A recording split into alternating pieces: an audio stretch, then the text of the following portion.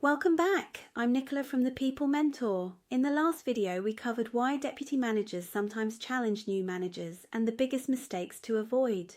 Today, we're laying the foundation for your success. Before you can handle that challenging deputy, you need to understand your own leadership strengths and know how to connect with your deeper purpose before you start. Before you can lead others effectively, you need to understand what type of leader you naturally are. Research shows that great leaders aren't well-rounded, they're exceptional in specific areas and build teams around their gaps. There are 4 key leadership domains, and you'll naturally be stronger in some than others. Executing, you're brilliant at making things happen and turning ideas into reality. Influencing, you excel at reaching people and selling ideas beyond your immediate team.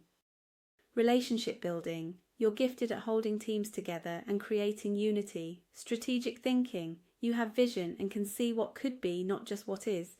Most leaders are strong in 1 to 2 of these areas.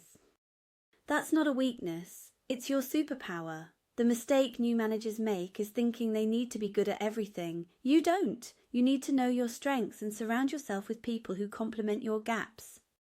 So before you tackle the deputy manager situation, take a moment to reflect which of these domains feels most natural to you. This will shape how you approach the conversation and the solutions you create. Now that you're clear on your own leadership strengths and you've connected with your deeper purpose, it's time to build rapport with your deputy.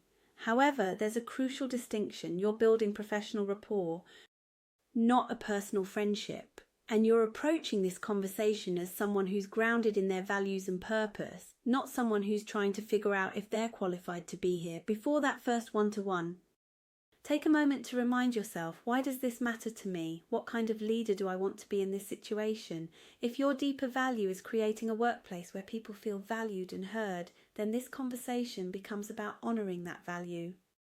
For both you and your deputy, if your purpose is building something meaningful that lasts, then setting clear, respectful boundaries becomes an act of creating sustainable success.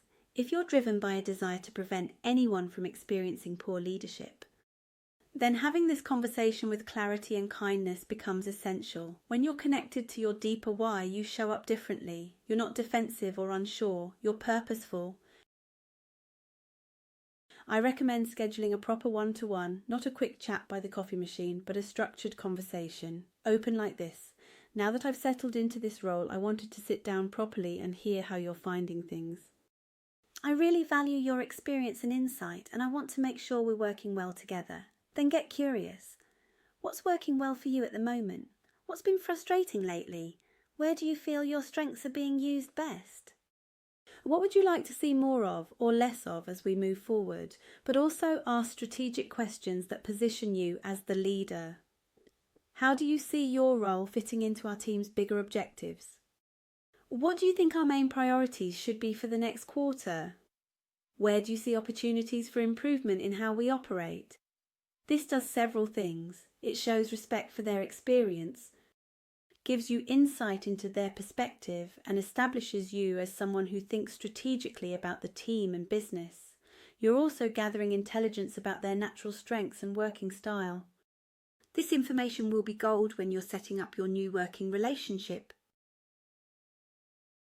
Notice the tone here. You're being consultative, but you're clearly the one setting the agenda and asking the questions. This is leadership, not friendship, and it's leadership that comes from purpose, not just position. Now that you understand your natural leadership strengths and how to connect with your purpose, it's time to have that crucial conversation. In the next video, I'll show you exactly how to set clear boundaries using your natural style. See you in the next video.